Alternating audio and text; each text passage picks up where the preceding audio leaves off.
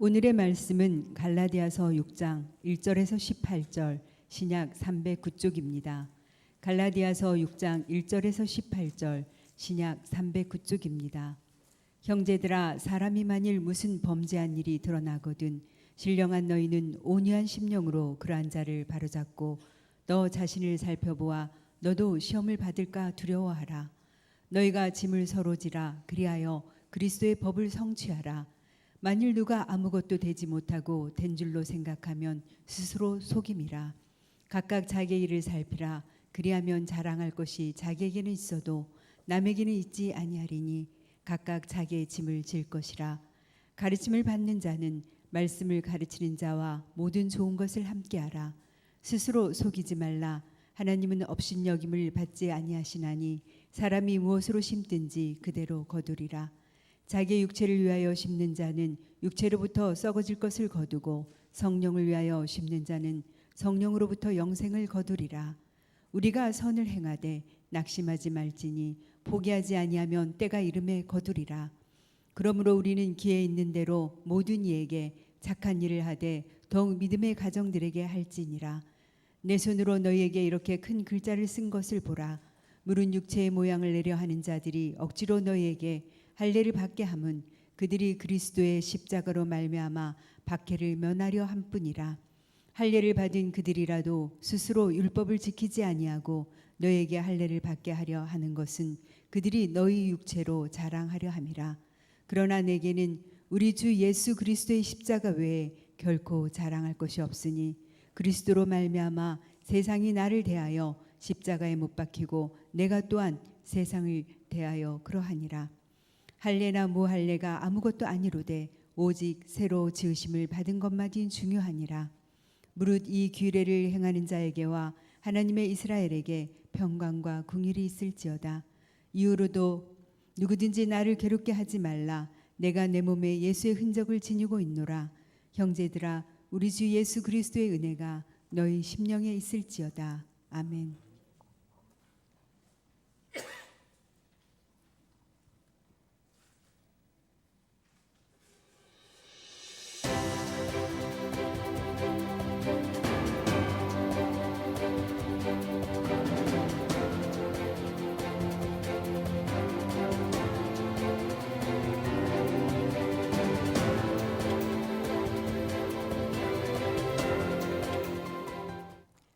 (6월) 월삭 새벽 기도회가 내일부터 주일까지 일주일 동안 진행됩니다. 성도님들의 많은 참여 바랍니다. 소망의 원례가 2부 예배 후 본당에서 있습니다. 회원들은 모두 참석해 주시기 바랍니다. 지난 주일 집사 권사 취임 투표 결과입니다. 배종렬 집사님과 이미경 권사님 두 분 모두 선출되셨습니다. 임직자는 2부 예배 후에 목양실에서 교육이 있습니다. 오늘 2부 예배 후에 학습 세례 읽기식이 있습니다. 학습은 노건영, 류무열, 류문열, 최명송 4명과 세례는 서정숙, 신차철 2명, 입교는 김지영, 오민우 2명입니다. 상반기 특별 새벽 기도 출석, 중보기도 및 새소식반 교사 시상합니다. 명단은 게시판을 확인해 주시기 바랍니다. 제2기 성경대학 수강생을 모집합니다. 주일 오후 1시와 수요 기도회 후에 역사서 강좌, 화요일 저녁 7시에 모세 오경 강좌가 있습니다. 희망자는 필경대에 있는 신청서를 기록하셔서 교역자실로 제출해 주시기 바랍니다. 상반기에는 구약 역사서를 필사합니다. 성경 필사에 적극 동참해 주시기 바랍니다. 코로나19 관련 예방수칙입니다. 모든 성도는 반드시 마스크를 착용하고 손세정제를 사용합니다. 또한 입구에서 발열 체크를 하며 출입자 명단을 기록한 후 입장합니다. 착석 시에는 1m 이상 간격을 유지하시기 바랍니다. 오늘도 하나님께 영과 진리로 예배드리고 사랑과 기쁨이 넘치는 귀할 주일 보내시기 바랍니다. 이상 창녕제일교회 뉴스였습니다. 아멘. 예, 이렇게 복된 주일 함께 예배드리게 되어 반갑습니다. 우리 옆 사람하고 한번 인사할 때 이렇게 하겠습니다. 항상 성령 충만합시다. 예, 성령 충만한 삶을 살아내야 되겠습니다. 하나님께서 오늘 또 우리 교회에 새 가족을 보내주셨습니다. 정미검 집사님 인도하셨는데 우리 하재 하재희 친구, 예, 우리 거기 있네요. 예, 잘 오셨습니다. 예, 우리 SFC 중고등부 친구인데 오늘 이렇게 예배 참석했습니다. 예, 환영의 박수 한번 부탁합시다. 잘 왔습니다. 제가 한번 기도할게요. 하나님 아버지, 우리 정미검 선생님 인도로 하재희 귀한 우리 친구 예배에 참석했습니다. 하나님의 말씀을 읽는 자와 듣는 자, 지키는 자가 복이 있다 말씀하셨습니다. 오늘 예배에 참석한 하재희 귀한 친구가 하나님의 말씀을 들을 때, 읽을 때, 행할 때 하나님으로부터 오는 복을 누리게 하시고 그 인생이 복된 인생이 되도록 축복하여 주옵소서. 예수님 이름으로 기도합니다. 아멘. 예, 자리에 앉으시면 됩니다. 잘 오셨습니다. 여러분, 지난 주일은 성령 강림 주일로 지켰습니다. 그래서 오순절 성령이 임하시니까 두려워서 도망다니던 제자들이 담대하게 복음을 전하게 되었습니다. 그래서 베드로가 한번 설교할 때 3,000명이 또 5,000명이 들어오는 역사가 일어나고 예루살렘 교회가 세워집니다. 사도행전 2장 44절 이하에 보면 이렇게 해서 세워진 오순절 성령 강림으로 세워진 예루살렘 교회가 더불어 함께 모여 기도하기를 힘쓰고 서로 있는 것을 나누어서 유무상통하고 아름다운 성령의 공동체, 사랑의 공동체를 이루었다. 성경은 그렇게 이야기합니다. 그래서 오늘은 성령 강림 후에 예루살렘 교회가 성령의 공동체, 사랑의 공동체가 되었던 것처럼 오늘 우리 창녕제일교회가 2021년을 살아가는 우리 교회가 하나님 앞에 성령의 공동체를 이루어 가려면 어떻게 해야 하는지 하나씩 살펴보고자 합니다. 첫째, 우리 교회가 성령의 공동체, 사랑의 공동체가 되려면 짐을 서로 나누어져야 됩니다. 1절 말씀을 보십시오. 형제들아, 사람이 만일 무슨 범죄한 일이 드러나거든 신령한 너희는 온유한 심령으로 그러한 자를 바로잡고 너 자신을 살펴보아 너도 시험을 받을까 두려워하라. 여러분, 아무리 예수님을 믿고 변화된 성도라 할지라도 죄에 넘어지고 범죄한 그런 사람이 있을 수 있습니다. 그때 교회 공동체는 충격을 받고 불신과 회의에 시달립니다. 아니, 예수 믿는 사람이 어찌 저럴 수 있단 말인가? 저 사람 참 상종을 못하겠다. 또 어떤 사람은 평소 그 사람의 허물과 단점을 비난하고 정죄합니다. 저 사람 저럴 줄 알았어. 우리 교회 처음 나올 때부터, 우리 구역 섬길 때부터 저 사람 저럴 줄 알았어. 그렇게 비난합니다. 또 어떤 사람은 무관심합니다. 저 사람이 죄를 짓든 말든 나와 무슨 상관이 있느냐. 나는 내마 잘 믿음으로 살면 되지. 그렇게 말하는 분도 있습니다. 그러나 성경은 어떻게 말합니까? 오늘 1절 말씀에 사람이 만일 무슨 범죄한 일이 드러나거든 온유한 심령으로 바로 잡으라 그랬습니다. 바울은 온유한 심령으로 그 사람을 바로 잡아주도록 권면합니다. 바로 잡으라, 이 말은 회복시키라는 것입니다. 여러분, 그런데 범죄한 사람이 넘어진 사람을 바로 잡는 것, 회복시키는 것은 쉬운 일은 아닙니다. 구부러진 쇠를 다시 펴는 것이 쉽지 않듯이 범죄한 형제를 다시 회복시키는 것은 결코 쉬운 일이 아닙니다.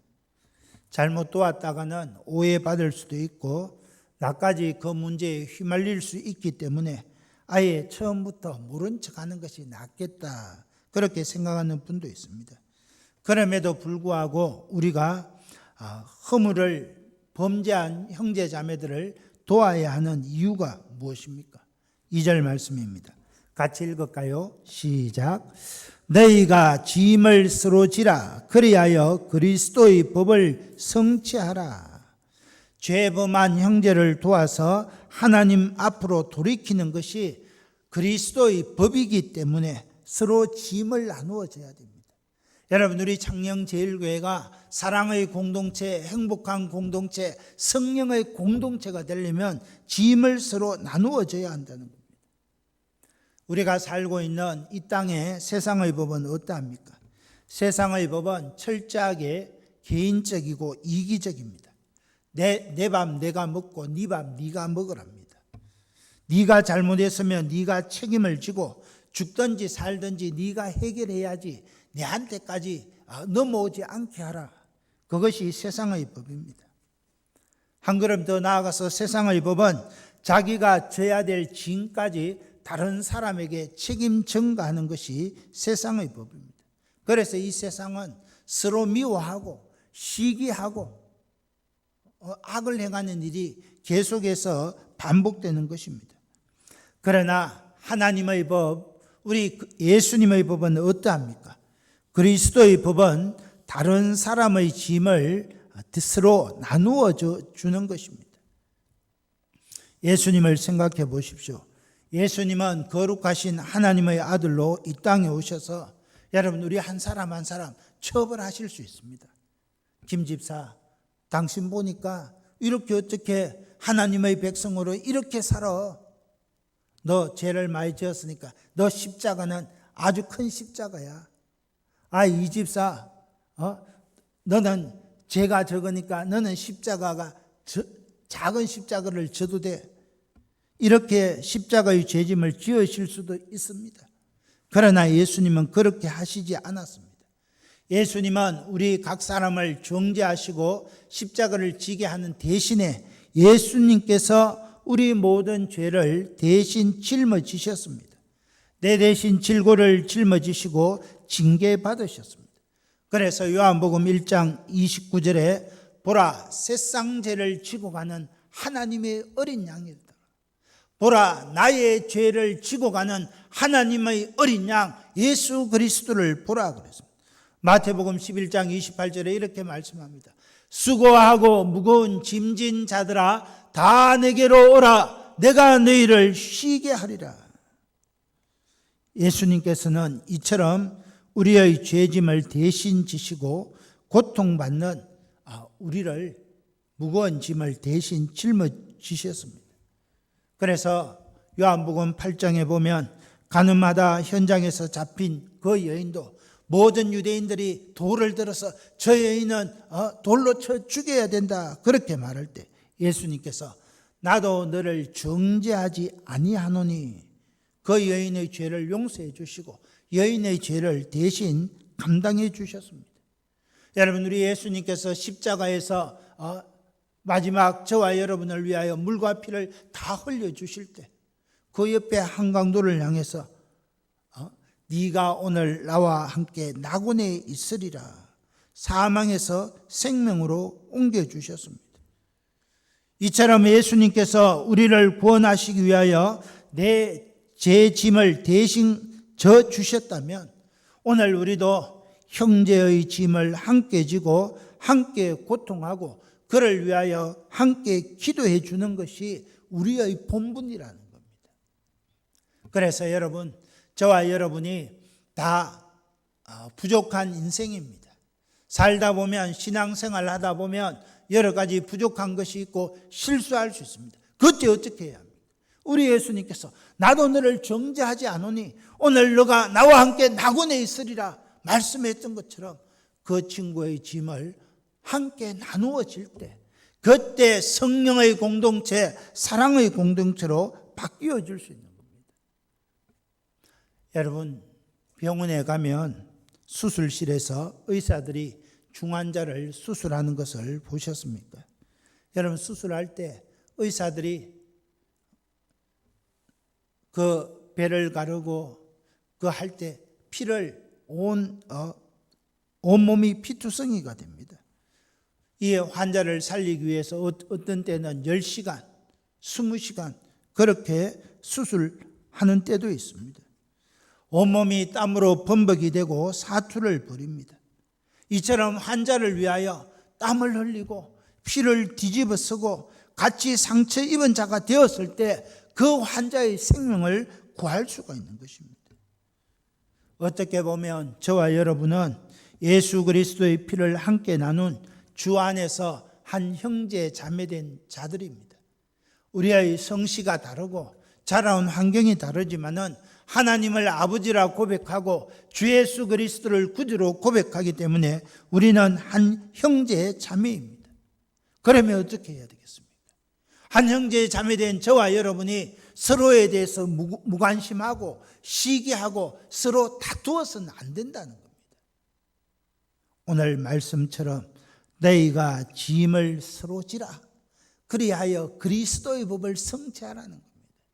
세상의 법을 따라가지 말고 세상의 법은 네 팔 네 흔들고 내 팔 내 흔들다 하지만은 우리 그리스도의 법은 서로의 짐을 함께 나누어 지는 것입니다. 그럴 때 우리 교회가 아름다운 성령의 공동체가 됩니다. 우리 예수님께서 잡히시기 전날 밤에 최후의 만찬 자리에서 제자들의 발을 씻겨주시고 그리고 만찬을 나누시고 이렇게 말씀하십니다. 요한복음 13장 34절에 새 계명을 주노니 너희가 서로 사랑하라. 여러분, 우리가 서로 사랑하는 것이 예수님의 법이요 믿는 사람들이 모인 교회 공동체가 나아갈 하나님의 법이라는 겁니다. 그래서 우리 교회는 교회학교 유치부부터 초등부부터 중고등부, 청년대학부, 우리 장년부 소망에 이르기까지 서로 사랑해야 됩니다. 서로 나누어져야 됩니다. 그것이 하나님의 법입니다. 그럴 때 아름다운 성령의 공동체가 됩니다. 여러분, 가정도 마찬가지입니다. 가정에서 하나님께서 우리 형제와 자매를 만나서 가정을 이루게 하실 때 여러분, 서로의 부족한 것을 채워주라. 그래서 남편이 부족한 것을 아내가 채워주고 아내가 부족한 것을 남편이 채워주고 자녀가 부족한 것을 부모가 채워주고 부모가 부족한 것을 자녀가 채워줄 때 그때 그 가정이 성령의 공동체, 사랑의 공동체, 행복의 공동체가 되는 겁니다. 그래서 사랑하는 성도 여러분, 오늘 이 거룩한 주일에 너희가 서로 짐을 나누어 지라. 오늘 우리 가운데 부족한 허물이 보인다면 내 눈에 저 모습이 보이는 것은 저분의 짐을 나누어 지라는 하나님의 뜻이구나. 그렇게 받아들여야 됩니다. 가정에서 남편과 아내와 자녀의 부족한 부분이 눈에 들어오거든. 내가 저 부분을 감당해야 되겠다. 그것이 하나님의 메시지입니다. 이런 은혜가 우리 가운데 있게 되기를 예수님의 이름으로 축원합니다. 두 번째, 우리가 성령의 공동체를 이루기 위해서 겸손하게 자신을 살필 수 있어야 합니다. 4절 상반절 5절입니다. 각각 자기의 일을 살피라. 각각 자기의 짐을 질 것이라. 우리가 형제의 짐은 서로 나누어 지고자 노력해야 되지만은 내 짐에 대해서는 다른 사람에게 떠넘기지 말고 내가 스스로 지고자 하는 자세가 있어야 됩니다. 우리 예수님께서도 우리 인생들의 죄짐은 대신 감당해 주셨지만 예수님이 지셔야 될 십자가는 다른 사람에게 넘기지 아니하시고 친히 감당하셨습니다. 그래서 예수님께서 십자가상에서 다 이루었다, 테텔레스타이 그렇게 말씀하시면서 예수님의 사명을 온전히 이루셨습니다. 그러므로 우리는 할 수 있는 대로 내게 지어진 인생의 짐과 사명의 짐은 내가 감당할 수 있어야 됩니다. 다른 사람에게 떠넘기지 말아야 됩니다. 내게 주어진 직분, 내게 맡겨진 일들은 책임지고 감당할 수 있는 그런 자세가 필요합니다. 1절 하반절 말씀해 보면 너 자신을 살펴보아 너도 시험을 받을까 두려워하라 그랬습니다. 여러분, 다른 사람의 허물과 죄 문제를 볼 때에 그런 문제에 대해서 나는 자유로워 그렇게 말할 수 없다는 겁니다. 넘어지고 허물을 볼 때는 나도 그런 시험을 받을까 살펴봐야 한다는 겁니다. 3절입니다. 만일 누가 아무것도 되지 못하고 된 줄로 생각하면 스스로 속임이라. 4절 하반절에도 자랑할 것이 자기에게는 있어도 남에게는 있지 아니하리니 그렇게 말했습니다. 사람은, 우리 인생은 자신이 잘하고 성공한 일에 대해서는 자랑하고 싶은 속성이 있습니다. 아니 꼭 자랑하지 않을지라도 내가 한 일에, 내가 성취한 일에 대해서 누가 좀 알아줬으면 하는 바람이 있습니다. 여러분, 우리가 교회 새생명 초청잔치, 전도잔치를 해보면 꼭 이런 분들이 한두 분 나타납니다. 야, 오늘 나는 새가족 새생명을 10분이나 초청했는데 9사람 왔어. 아주 잘 하셨죠. 큰일 하셨죠. 그런데 그 옆에 그 말을 듣고 있는 분은 내가 한 명을 힘을 내서 한 명을 초청했는데 그 사람 온다고 했는데 오늘 안 왔습니다. 그런데 그 옆에 있는 사람이 나는 10명 초청했는데 9명 와서 가면 한 명도 못 하는 그 사람의 마음은 어찌하겠습니까? 우리가 자랑할 것 다 자랑하고 할 말 다 하고 뽐낼 것 다 뽐내고 그렇다면 다른 사람들이 우리에게 비집고 들어올 공간이 없다는 겁니다. 그래서 우리가 성령의 공동체를 만들기 위해서는 스스로 겸손함이 필요합니다. 많이 알아도 그렇지 않은 것처럼 겸손하고 많이 가졌어도 없는 자들을 배려하는 겸손의 여백이 필요합니다. 그럴 때 내 안에 빈 공간이 만들어지고 사람들이 몰려오게 되는 겁니다. 여러분, 우리가 사회생활 하면 압니다. 조금 부족하다 싶은 사람에게는 여러분 친구 많습니다. 그러나 자기가 맨날 잘났다, 매일 자기 자랑만 하는 사람, 그 사람은 가만히 보면 친구들이 많이 없는 것을 발견하게 됩니다. 하나님께서 오늘 우리 교회 가운데 여러분 이렇게 내 짐을 스스로 짊어지며 다른 사람들이 나에게 다가올 수 있는 그런 여백, 빈 공간을 좀 만들어줘야 됩니다. 그래서 내가 오래 신앙생활 할수록 벼가 익을수록 고개가 숙인다 그랬죠. 오래 신앙생활 했을수록 더 많은 직분을 맡을수록 더 중직을 맡고 더 많은 그런 봉사직을 한다 할지라도 더욱더 낮아지고 겸손해야 사람들이 나에게 몰려오는 겁니다. 그래야 사랑의 공동체가 되고 성령의 공동체가 되고 행복의 공동체가 되는 겁니다. 저는 우리 창녕제일교회가 초대 예루살렘 교회처럼 이런 사랑의 교회, 사랑의 공동체, 행복의 공동체, 성령의 공동체가 되기를 원합니다. 그러려면 서로의 짐은 서로 나누어지고 남의 짐은 서로 나누어지고 나의 짐은 내가 책임질 수 있는 그런 성도들이 되시기를 주님의 이름으로 축원합니다. 끝으로 우리가 사랑의 공동체가 되려면 모든 이에게 선한 일을 행할 수 있어야 합니다. 6절 말씀입니다. 가르침을 받는 자는 말씀을 가르치는 자와 모든 좋은 것을 함께 하라. 바울은 성도들 간에 모든 좋은 것을 함께 나누라. 그래서 초대 예루살렘 교회는 유무상통했습니다. 그러니까 하늘의 천국이 초대 예루살렘 교회 가운데 그대로 재현된 것입니다. 그러니까 예루살렘 교회가 성령의 공동체가 되는 것입니다. 여러분, 여기 좋은 것을, 모든 좋은 것을 함께 하라 그랬습니다. 좋은 것이 어떤 것입니까?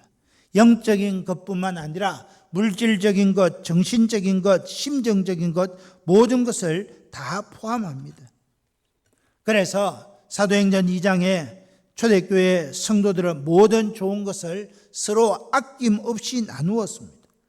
좋은 물건을 서로 통용하고 재산과 소유를 다 팔아 각 사람의 필요를 따라 나누어 주고 마음을 같이하여 성전에 모이기를 힘쓰고 떡을 떼며 교제했습니다. 그러니까 사랑의 공동체가 되고 성령의 공동체가 되는 겁니다. 초대교회에 얼마나 많은 박해가 있었습니까? 얼마나 가이사의 핍박이 심했습니까? 그러나 사랑의 공동체니까, 성령의 공동체니까 그 모든 박해를 이겨내고 교회가 든든히 확장될 수 있었던 것입니다. 사랑하는 성도 여러분, 좋은 것은 함께 나누면 기쁨이 배가 됩니다. 슬픔의 짐은 함께 나누면 슬픔이 반으로 줄어듭니다. 오늘 우리 가운데도 어려움 가운데 있는 성도들을 찾아가기를 좋아하는 그런 분들이 있습니다. 그래서 우리 교육자들보다 그 사정을 먼저 알고 찾아가서 도와주고 기도해주는 그런 분들이 있습니다. 아주 훌륭한 분들입니다. 기쁨은 함께 나누고 슬픔은 함께 나누어야 되는 겁니다. 그럴 때 그 마음속에 기쁨과 은혜가 충만한 것입니다. 물론 우리가 신앙생활 하는데 항상 은혜와 기쁨이 가득 찬 것만은 아닙니다. 여러분, 내가 사랑과 겸손으로 열심히 섬겼는데 해산의 수고를 감당했는데 어느 날 그 사람이 고맙다는 말 한마디 없이 달아나 버릴 때 여러분 얼마나 마음이 힘든지 모릅니다. 가더라도 그냥 가면 괜찮은데 자기를 합리화하기 위하여 비판하고 욕하고 아픔을 남기고 떠나버리면 정말 인간적인 그런 배신감을 느낍니다. 내가 이렇게까지 섬기고 또 이렇게까지 봉사해야 되나 그런 마음이 들 때도 있습니다. 그럴 때 어떻게 해야 합니까? 여러분 9절 말씀 보십시오. 우리 9절 말씀 같이 읽을까요? 시작. 우리가 선을 행하되 낙심하지 말지니 포기하지 아니하면 때가 이름에 거두리라. 선을 행하되 낙심하지 말아야 합니다. 여러분, 우리가 열심히 교회에 이렇게 봉사하는데 목사가 알아줘야 되는데 안 알아줄 때 여러분 서운할 때 있지 않습니까? 아이고 목사도 안 알아주고 장로님도 안 알아주고 때리치아줘야 돼요. 그래서 안 된다는 겁니다. 선을 행하되 낙심하지 말지니 때가 이름에 거두리라 그랬습니다. 때가 되면 하나님께서 다 거두게 하여 주시기 때문에 그렇습니다. 여러분이 교회를 위하여, 구역을 위하여, 성도들을 위하여, 교회학교를 위하여 여러분이 뿌린 눈물과 그 씨앗을 하나님께서 기억하시고 거두게 해주시는 겁니다. 그래서 우리가 선을 행하되 낙심하지 말아야 됩니다. 여러분, 우리 교사 선생님들 일찍 이렇게 와서 아이들을, 다음 세대를 세워간다고 얼마나 수고 많습니까? 저 멀리 다른 면에 있는 그 학생들까지 케어하고 섬기려고 하면 얼마나 수고가 많습니까? 여러분, 우리가 교회학교 어린이들 우리가 섬겨봤지만은 말 잘 듣고 믿음으로 쑥쑥 성장하는 그런 친구가 있으면 할렐루야죠. 그러나 그렇지 않습니다. 그런 친구가 있는가 하면 그렇지 아니하고 속 썩이는 친구 있잖아요. 말 안 듣는 친구 있잖아요. 그럴 때 낙심될 수 있다는 겁니다. 그러나 오늘 말씀은 선을 행하되 봉사하되 희생하되 낙심하지 말지니 포기하지 아니하면 때가 이름에 거두리라. 포기하지 말라는 겁니다. 다음 세대들을 포기하지 말고 여러분 하나님의 몸된 교회를 위하여 수고하고 헌신하고 땀 흘리고 희생하는 거 포기하지 말라는 겁니다. 때가 이름에 거두게 하신다는 겁니다. 하나님께서 반드시 거두어 주십니다. 그래서 7절에 이런 말씀이 있습니다. 스스로 속이지 마라. 하나님은 업신여김을 받지 아니하시나니 사람이 무엇으로 심든지 그대로 거두리라. 세상 사람들은 손해볼 일 절대 하지 않습니다. 딱 계산해서 자기에게 손해가 돌아오겠다 싶으면 절대 일하지 않습니다. 그러나 성경은 스스로 속이지 말라 말씀하십니다. 하나님께서 우리의 속마음을 다 알고 계시기 때문에 그렇습니다. 손바닥 들여다보듯이 내가 무슨 생각을 하고 어떻게 섬기고 어떻게 신앙생활하는지 다 알고 계십니다. 때가 이름에 거둔 대로 심은 대로 거두게 하신다는 겁니다. 사랑하는 성도 여러분, 우리 하나님은 업신여김을 받지 않습니다. 옛날 개역 성경은 만홀히 여김을 받지 않는다. 하나님을 속일 수 없다는 겁니다. 손바닥으로 하늘을 가릴 수 없다는 겁니다. 그러나 우리가 열심히 희생하고 봉사하고 헌신하면 하나님께서 반드시 거두게 해주십니다. 여러분, 아브라함과 롯을 생각해 보십시오. 창세기 13장에 보면 아브라함과 조카 롯의 목자들 사이에 땅 문제로 분쟁이 일어났습니다. 그때 아브라함이 롯에게 말합니다. 롯, 네가 먼저 선택해라. 네가 우하면 나가 좌하고 네가 이곳을 선택하면 내가 양보해 주겠다. 그렇게 말합니다. 롯이 이렇게 눈을 들어보니까 저 멀리 소돔 땅이 기름지고 물이 많아 보였습니다. 그래서 삼촌, 내가 저 땅을 차지하겠습니다. 그래서 아브라함이 양보해 줍니다. 후에 천사가 찾아왔을 때도 아브라함은 송아지와 우유를 잡아다가 천사를 극진히 대접합니다. 그러나 롯은 소돔 도시에 살면서도 무교병으로 딱딱하고 맛없는 무교병으로 천사를 대접합니다.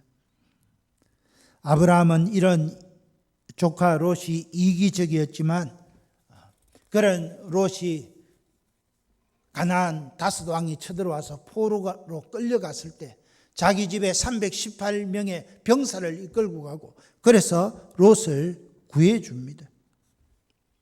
아브라함은 이 전쟁터에 돌아오다가 멜기세덱 제사장을 만나서 11조를 드렸지만 롯은 감사의 표시 하나도 하지 않았습니다. 결과가 어떻게 됩니까? 아브라함은 롯을 위해서 희생하고 수고하고 늘 손해보는 삶을 사는데 아브라함은 망했습니까? 롯은 자기 것만 챙겼는데 롯이 성공했습니까? 그렇지 않습니다. 롯은 소돔과 고모라가 멸망할 때 수치스러운 죄의 열매를 맺은 반면에 아브라함은 믿음의 조상이 되는 하나님의 복을 받게 됩니다.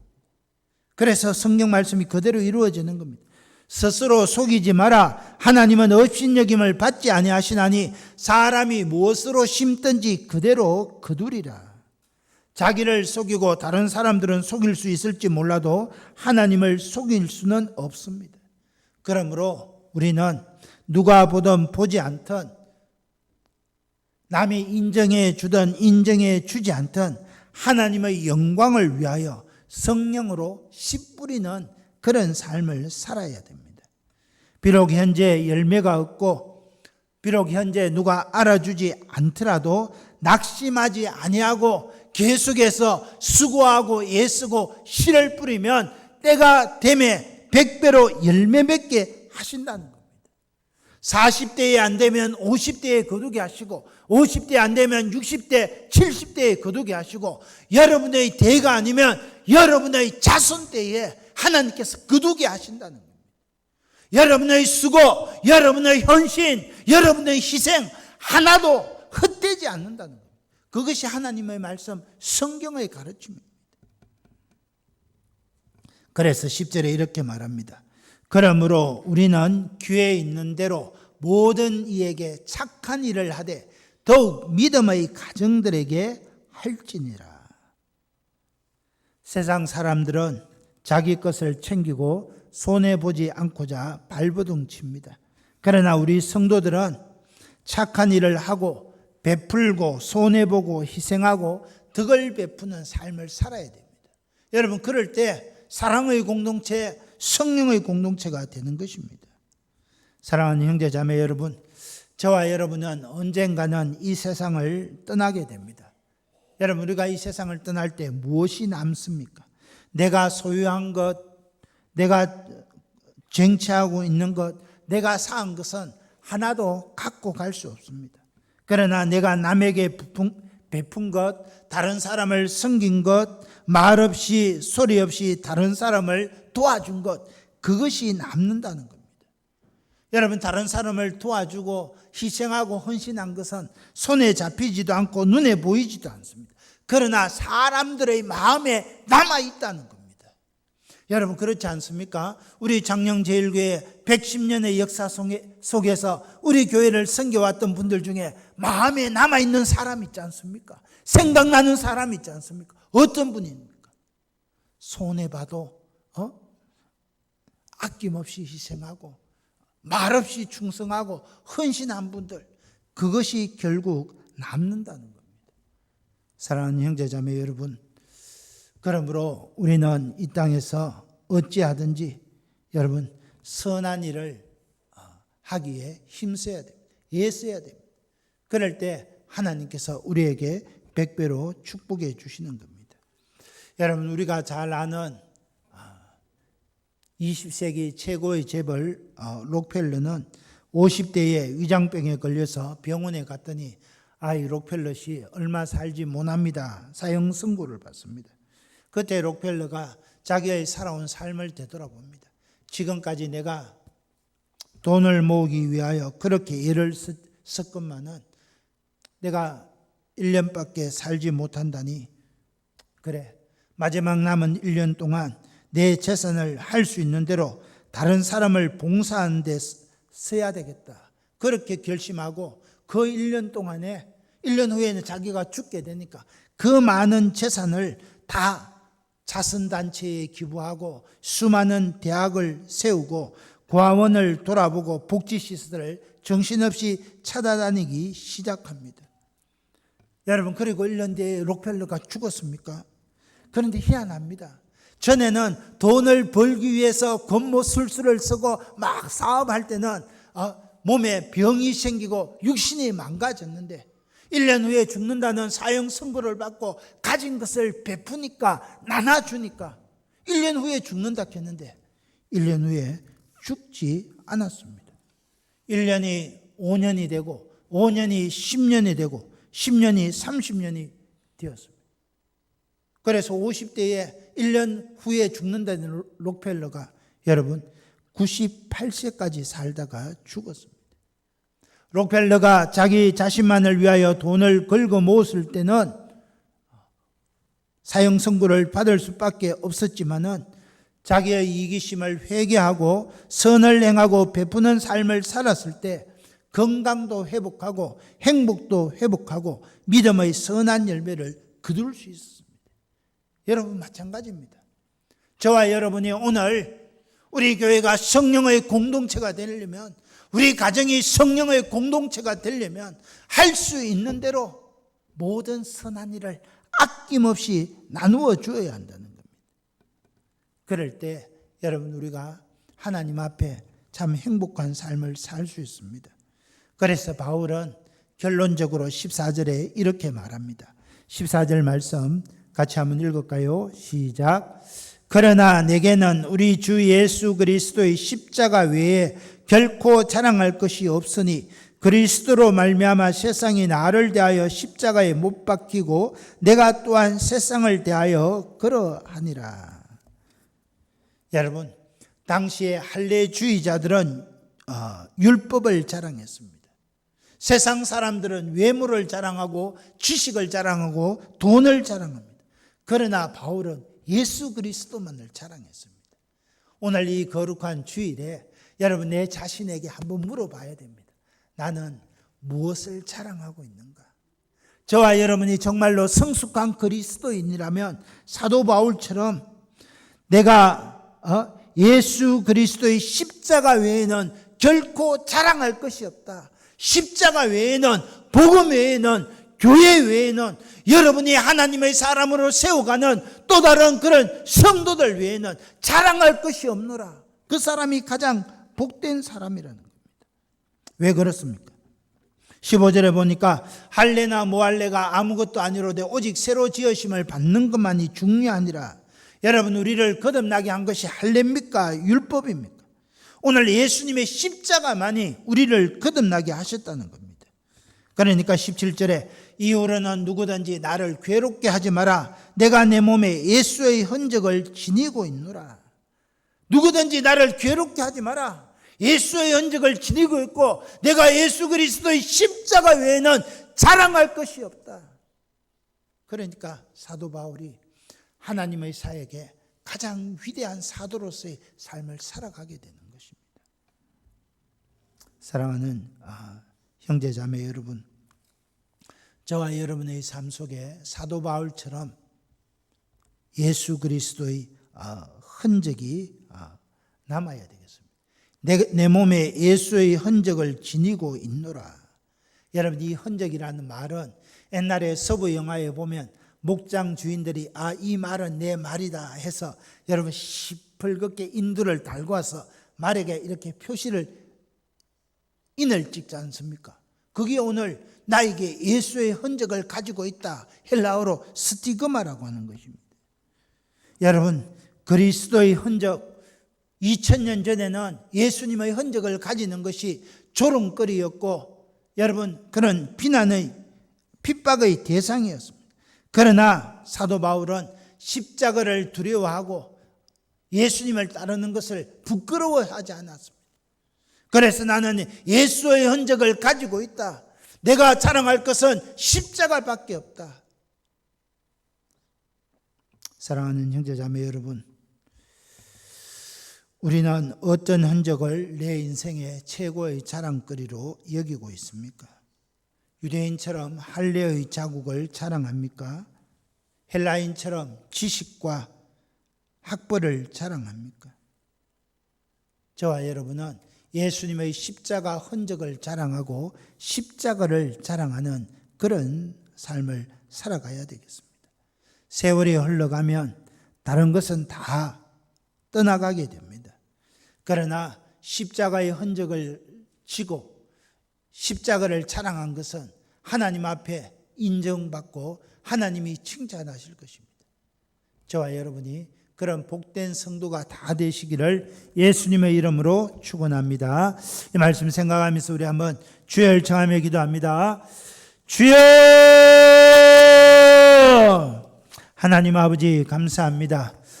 초대 예루살렘 교회가 성령의 공동체를 이루었던 것처럼 주님, 우리 교회도 성령의 공동체가 되기를 원합니다.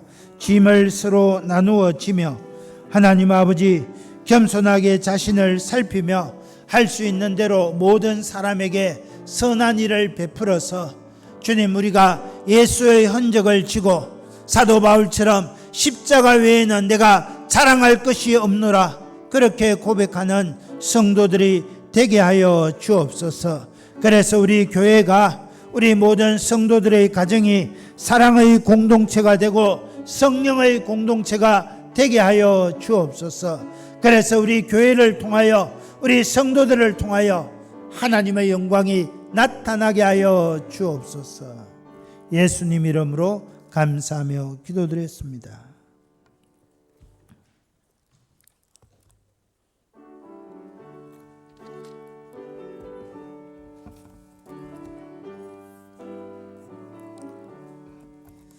예수를 나의 구주 삼고 성령과 피로써 거듭나니 이 세상에서 내 영혼이 하늘의 영광 누리도다. 이것이 나의 간증이요 이것이 나의 찬송일세. 나 사는 동안 끊임없이 구주를 찬송하리로다. 온전히 주께 맡긴 내 영, 사랑의 음성을 듣는 중에 천사들 왕래